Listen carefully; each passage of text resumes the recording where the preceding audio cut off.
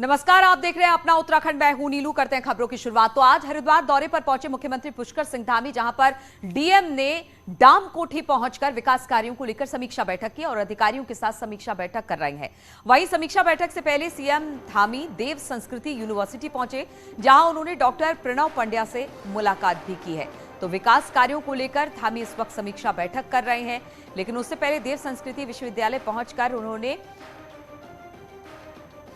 जो प्रणव पांड्या है उनसे मुलाकात की है। डाम कोठी पहुंचे सीएम पुष्कर सिंह धामी। एक तरफ विकास कार्यों की समीक्षा हो रही है, तो दूसरी तरफ देव संस्कृति यूनिवर्सिटी पहुंचे थे, जहां पर उन्होंने डॉक्टर प्रणव पांड्या से मुलाकात भी की।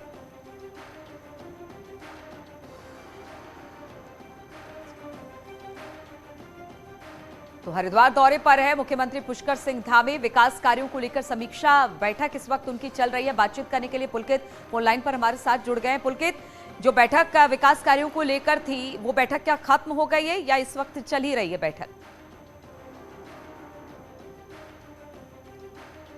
पुलकित, आवाज आ रही है?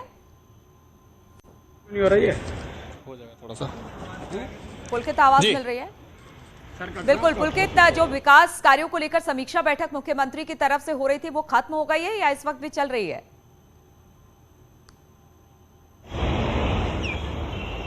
जी, इस वक्त हम राजा अतिथि गृह डाम कोठी पर मौजूद हैं। मुख्यमंत्री भी यहां पर पहुंचे हुए हैं। लगभग आधे घंटे का समय मुख्यमंत्री को पहुंचे हुए हो चुका है और जो विकास कार्यों को लेकर जो समीक्षा बैठक मुख्यमंत्री के द्वारा की जानी थी, वो विकास कार्यों की समीक्षा अभी चल रही है। इससे पहले मुख्यमंत्री ने जिले के सभी प्रशासनिक अधिकारियों के साथ जो है चर्चा की। डीएम, एसएसपी उसमें मौजूद रहे, एसडीएम, एडीएम स्तर के उसमें अधिकारी मौजूद रहे और उसके बाद अब दूसरे चरण में जो अन्य विभाग हैं दूसरे, उन विभागों के अधिकारियों के साथ जो है विकास कार्यों की जो समीक्षा बैठक है ये इस वक्त चल रही है। क्योंकि हरिद्वार को जो है चारधाम का द्वार कहा जाता है और उत्तराखंड में, प्रदेश में इस समय जो चारधाम यात्रा है वो सबसे मुख्य इवेंट है जो इस समय पर चल रहा है और हरिद्वार को चारधाम यात्रा का द्वार कहा जाता है। तो लिहाजा हरिद्वार में जो व्यवस्थाएं बनाना है वो सबसे ज्यादा जरूरी हो जाता है। हरिद्वार में कुछ ऐसे स्थान है जहां पर जाम की समस्या से जूझना पड़ रहा है। हरिद्वार में यात्री सबसे पहले आता है ट्रेन के माध्यम से, बस के माध्यम से या अपने निजी वाहनों से आता है।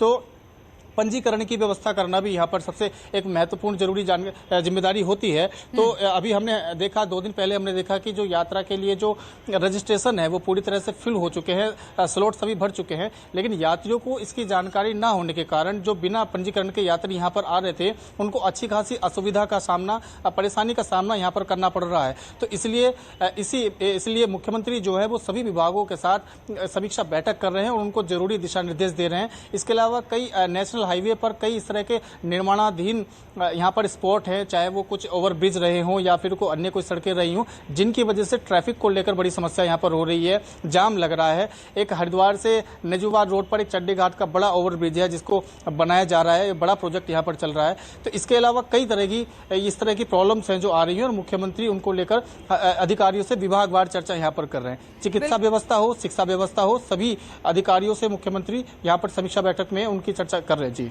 बिल्कुल, और इससे पहले भी हमने देखा कि विश्वविद्यालय वहां पर पहुंचे थे और सबसे मुलाकात हुई थी। वहां पर किस तरह का उनका कार्यक्रम था?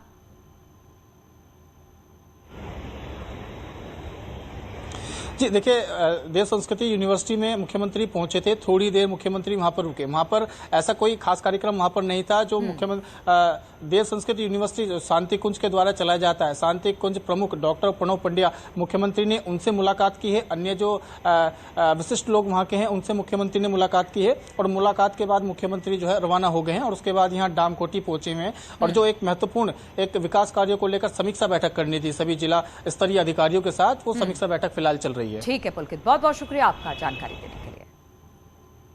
और उत्तराखंड में आम आदमी पार्टी का अस्तित्व मिटता दिख रहा है। तो सवाल है कि क्यों बीजेपी को छोड़ बाकी राजनीतिक दल जनता का भरोसा नहीं जीत पा रही है और ना ही जनता को अपनी बात ही समझा पा रही है।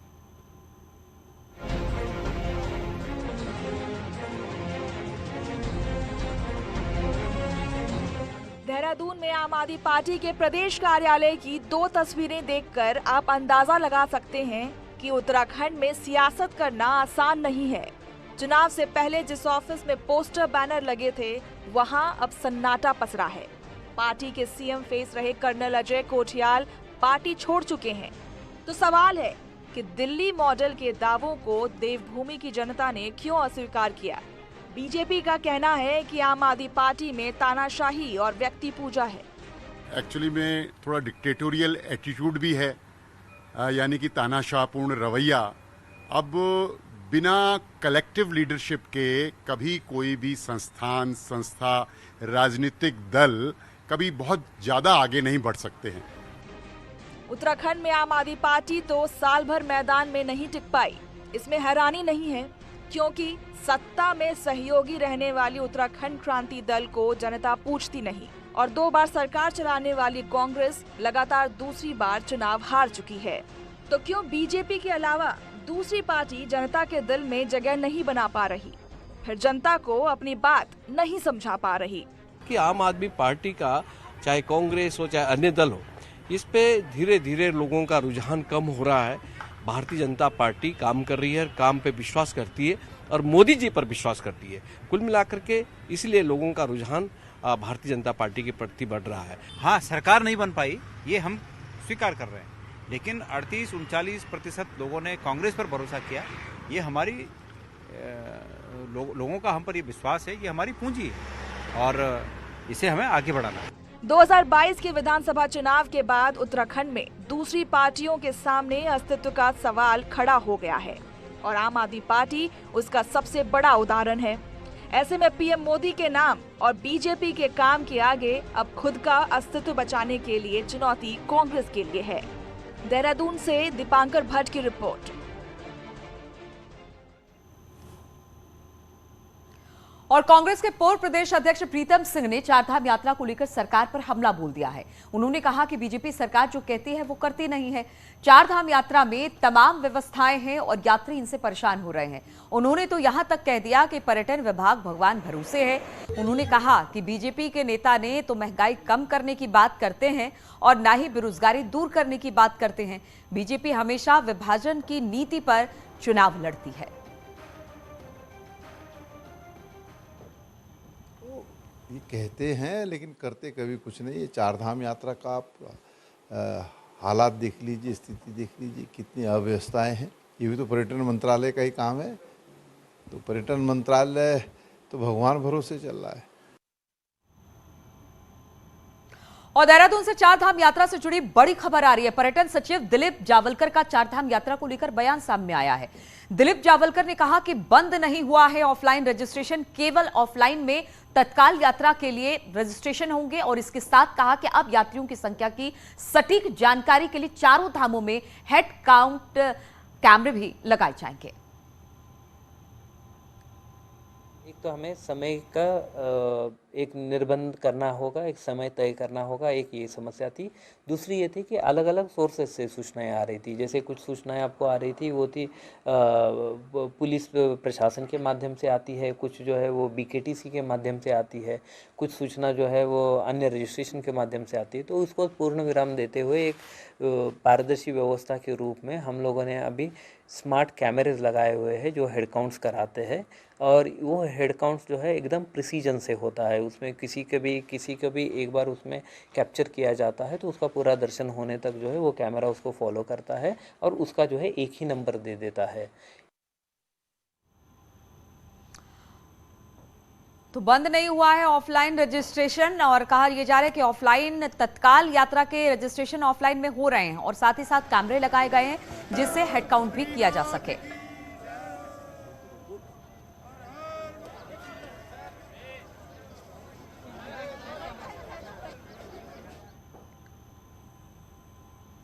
और इस वक्त एक बार फिर से वाराणसी की बात कर लेते हैं, जहां पर ज्ञानवापी में जुमे की नमाज चल रही है। भारी तादाद में नमाजी मंदिर के अंदर, मस्जिद के अंदर इस वक्त पहुंचे हुए हैं। तो हम आपको अब बताएंगे, तस्वीरें भी दिखाएंगे कि किस तरह से लगातार इंतजामिया कमेटी की तरफ से कहा गया था कि नमाजी कम आए ज्ञानवापी मस्जिद में, लेकिन इसके बावजूद जुमे की नमाज इस वक्त चल रही है। भारी संख्या में नमाजी मस्जिद के अंदर इस वक्त मौजूद हैं। भारी तादाद में नमाजी, कहा यही गया था कि आप अपने घर या फिर घर के बगल की मस्जिद में नमाज पढ़ ले। इसके बावजूद वहां पर नमाजी पहुंचे भारी तादाद में। शुरुआत में हमने देखा कि अपील भी लोगों से यही की गई कि आप अपने अपने घरों में जाकर नमाज पढ़े। अगर नमाज के लिए जगह नहीं है तो आप नमाज अदा नहीं कर पाएंगे यहां पर। और साथ ही साथ वजू के लिए भी कहा गया कि आप अपने घरों से वजू करने आए, क्योंकि जो वजूखाना है उसको फिलहाल सील कर दिया गया है। हालांकि वैकल्पिक व्यवस्था एक सरकार की तरफ से की गई है, प्रशासन की तरफ से वहां पर की गई है, जिससे जो वजू करके नहीं आएंगे वो मस्जिद के बाहर ही पानी का वहां पर व्यवस्था की गई थी, वहां पर वजू कर सकते हैं। लेकिन इतनी अपील के बाद, इंतजामिया कमेटी की इतनी अपील के बाद भी भारी तादाद में मस्जिद में नमाजी नमाज अदा करने पहुंचे। थोड़ी देर के लिए वहां अफरा तफरी जरूर देखने को मिली, लेकिन इस अफरा तफरी के बीच जो भी नमाजी वहां पर पहुंचा उनको मस्जिद के अंदर दाखिल होने दिया गया और इस वक्त जुमे की नमाज मस्जिद के अंदर चल रही है। हालांकि भारी संख्या में वहां पर पुलिस बल भी तैनात किया गया है। संवेदनशील मामला है, इसलिए किसी तरह की कोताही प्रशासन भी बरतना नहीं चाहता है। सर्वे के बाद जुमे की ये पहली नमाज है और इसी नमाज को लेकर ही सुबह सुबह हमने देखा था कि इंतजामिया कमेटी की तरफ से अपील कर दी गई थी लोगों को कि आप नमाज अदा करने के लिए कम संख्या में ही आप ज्ञानवापी मस्जिद पहुंचे। लेकिन इसके बावजूद जैसे ही नमाज का वक्त हुआ, भारी तादाद में नमाजी ज्ञानवापी मस्जिद के बाहर इकट्ठा हो गए। और नमाज से पहले क्या अपील की गई थी लोगों से, जरा वो सुनिए। ना करें, सहयोग करें प्रशासन को भी और अपनी नमाज भी बचा लें। अगर अंदर जगह पूरी हो जाती है तो कहीं जाके नमाज पढ़ लें, यहाँ अपना वक्त जाया करके नमाज से महरूम ना रह जाएं। कितनी संख्या पहुंच गई है अंदर? संख्या नहीं बताई जा सकती। एक बात बता सकता हूँ कि जितनी क्षमता है उतने ही लोग अंदर जाएंगे। उससे एक भी व्यक्ति ज्यादा गया तो अपनी नमाज से वंचित हो जाएगा। इसलिए कि नमाज के लिए सर्टेन प्लेस की जरूरत होती है, रुकू करना है, सजदा करना है। तो वजू खाना सील है? वजू खाना सील है, लोग घरों से वजू बना के आ रहे हैं। वैकल्पिक व्यवस्था की गई है? वैकल्पिक व्यवस्था वजू की गई है? अभी मुझे पता नहीं है, लेकिन की गई है। वैकल्पिक व्यवस्था प्रशासन ने की है। कंडाल में ड्रम में पानी रखवा दिया है ताकि दिक्कत ना हो। उसके बावजूद अपील ये की गई है कि आप घर से वजू बना। तो इंतजामिया कमेटी की तरफ से यह अपील की गई थी। हालांकि इसके बावजूद हमने देखा कि नमाजी वहां पर भारी तादाद में पहुंचे। शुरुआत में थोड़ी सी अफरा तफरी का माहौल रहा। अपील भी यही की गई कि अगर जगह नहीं है तो आप नमाज से महरूम रह जाएंगे, आप कहीं और जाके नमाज पढ़ ले। राजीव हमारे साथ जुड़ गए। राजीव, हमने देखा था जैसे ही नमाज का वक्त हुआ, इंतजामिया कमेटी के अपील के बावजूद वहां पर नमाजी भारी तादाद में पहुंचे। हालांकि अब कहा यह जा रहा है कि नमाज इस वक्त अदा की जा रही है, तो शांतिपूर्ण तरीके से नमाज चल रही है इस वक्त। हाँ, देखिए इस वक्त मैं गेट नंबर 4 पर ही खड़ा हूं, जहां पर आप देख सकते हैं कि अब से कुछ देर बाद जो नमाज है वो खत्म हो जाएगी और यहीं से वो नमाजी निकलते हुए नजर आएंगे। आपने देखा कि सबसे पहले जो इंतजामिया कमेटी है उसने ये अपील की, खुद अनाउंस किया कि मस्जिद भर चुकी है, जितनी क्षमता है उससे अधिक नमाजी अंदर पहुंच चुके हैं। लेकिन उसके बावजूद जो नमाजियों के आने का सिलसिला था वो लगातार जारी था। फिर बीच में कुछ लोग जिद पर अड़े हुए थे, उनकी एंट्री कराई गई और पुलिस प्रशासन द्वारा ये कहा गया कि जिनकी एज ज्यादा है उनको यहां पर पढ़ने की इजाजत दी जाएगी। लेकिन अधिकांश लोगों से जो अदर लोग थे, करीब 1000 लोग इस वक्त नमाज अदा कर रहे हैं ज्ञानव्यापी मस्जिद में। आप देख सकते हैं कि कड़ी सुरक्षा व्यवस्था का इंतजाम किया गया है।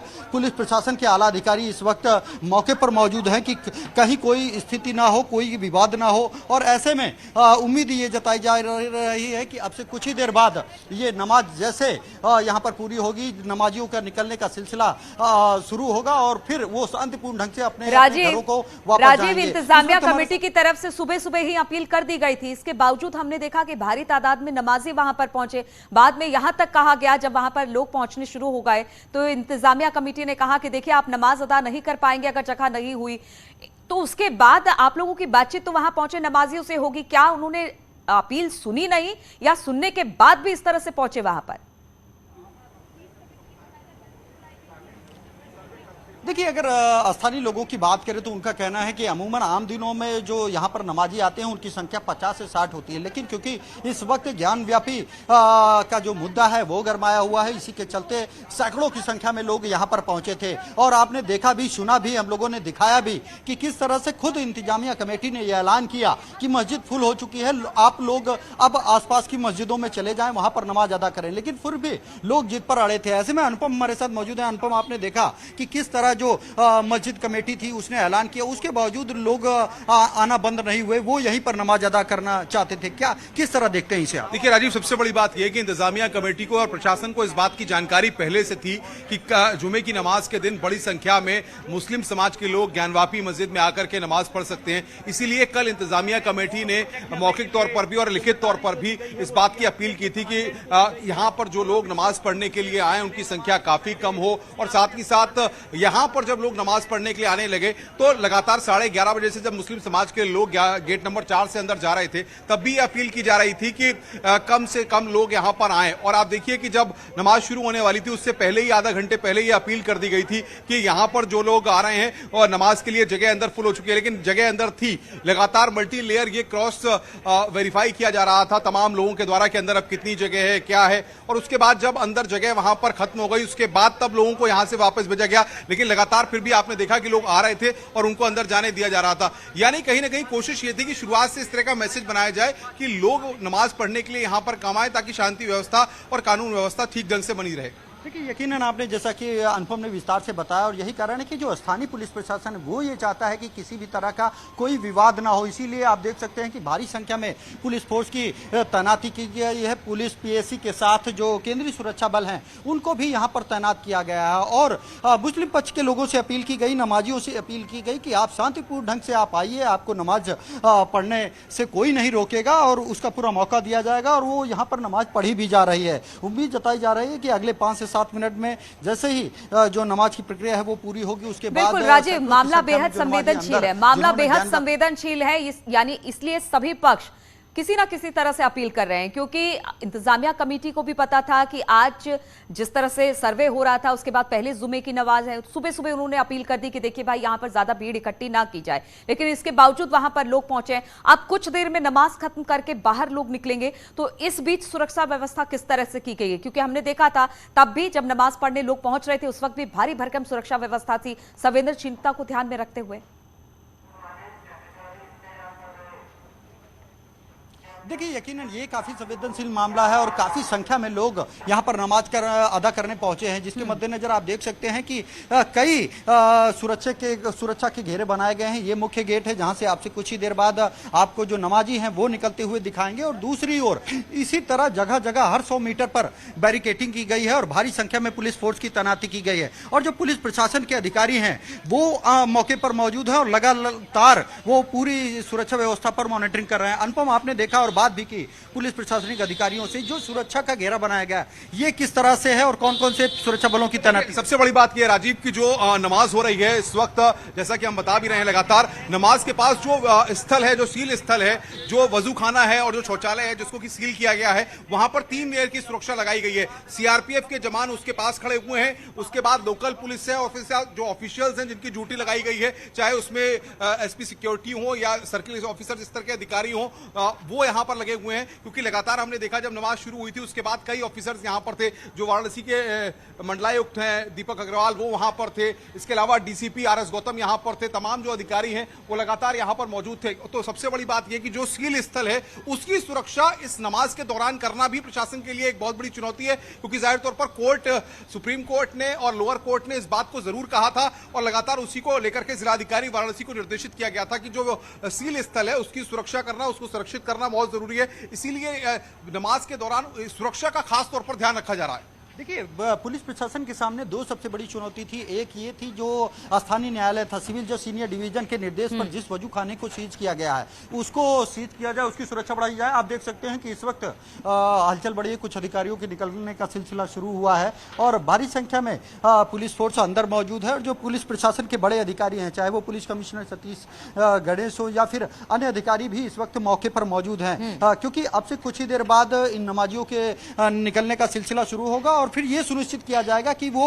आराम से शांतिपूर्ण ढंग से मस्जिद में नमाज आराम से शांतिपूर्ण तरीके से वो यहां से निकल जाए, क्योंकि इस वक्त नमाज अता की जा रही है। कुछ 8 से 10 मिनट का वक्त है जब नमाज खत्म हो जाएगी, इसलिए प्रशासन भी पूरी तरह से मुस्तैद दिखाई दे रहा है। बहुत बहुत शुक्रिया आपका हमारे साथ जुड़ने के लिए राजीव। रुकेंगे छोटे से ब्रेक के लिए।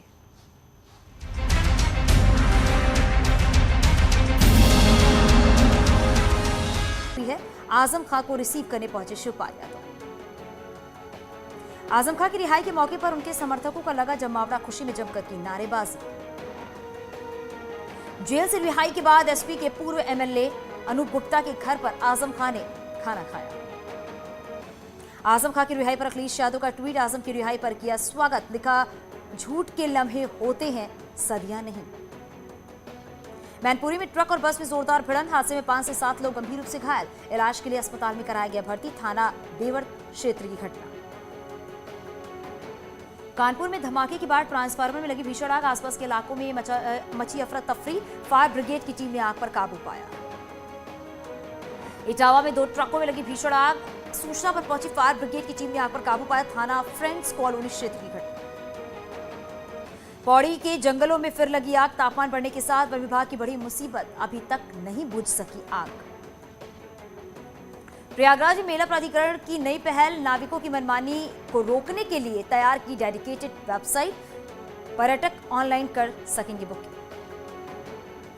गोरखपुर में अवैध तौर पर पुलिस लाइन परिसर में रह रहे पुलिसकर्मियों पर एक्शन, अब तक 2 दर्जन सरकारी आवास कराए गए खाली, तबादले और रिटायरमेंट के बाद भी बिना इजाजत रह रहे थे कर्मी।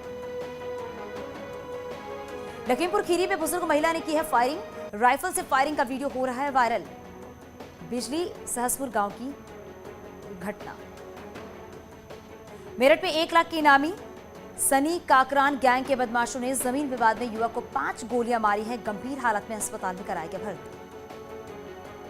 मथुरा में पुलिस टीम पर हमला करने वाले 18 लोग गिरफ्तार, हमला करने वालों में 9 महिलाएं भी शामिल, कब्जे से लाठी डंडे, 2 ट्रैक्टर समेत कई सामान बरामद।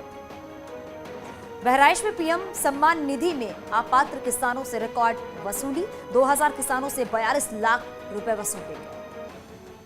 पीलीभीत में कार में पड़ा मिला है व्यापारी का शव, आसपास मिले हैं गोलियों के निशान, मौके पर पहुंचे।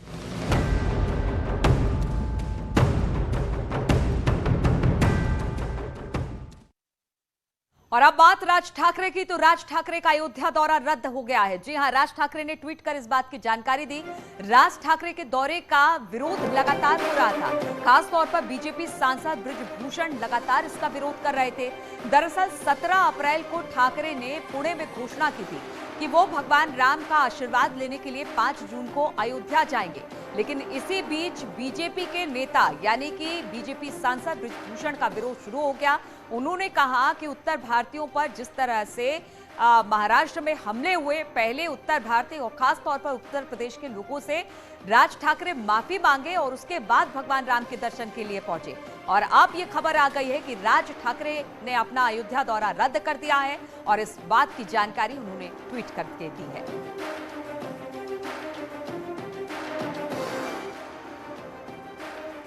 2 तस्वीरें हम आपको दिखा रहे हैं किस तरह से बीजेपी सांसद का लगातार विरोध, जब से उन्होंने सुना था कि राज ठाकरे अयोध्या आने वाले हैं तब से बीजेपी सांसद का ये विरोध देखने को मिल रहा था। और अब राज ठाकरे ने अपना दौरा रद्द कर दिया है। ट्वीट कर इस बात की जानकारी राज ठाकरे ने दी।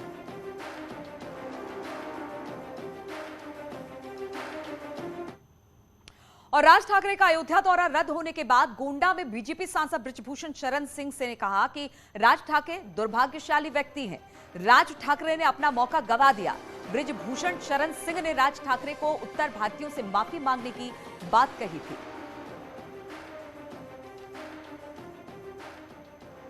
माफी नहीं मांगी। राज ठाकरे बहुत दुर्भाग्यशाली व्यक्ति है, उसका दुर्भाग्य पीछा नहीं छोड़ा। एक ऐसा अवसर था उसके पास, मैं तो कहूँगा उस अवसर से वो फिर चूक गया।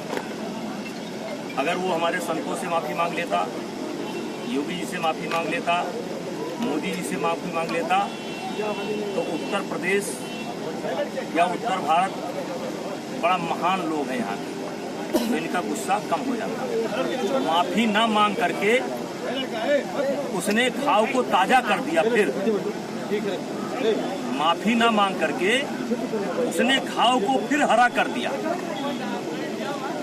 और इसलिए मैंने तय किया है कि मेरा कोई भी कार्यक्रम स्थगित नहीं होगा। अभी पूरे उत्तर प्रदेश का दौरा बाकी है, फिर बिहार का दौरा बाकी है, फिर झारखंड का दौरा बाकी है। और रुकते हैं यहाँ पर छोटे से ब्रेक के लिए, फौरन लौटेंगे।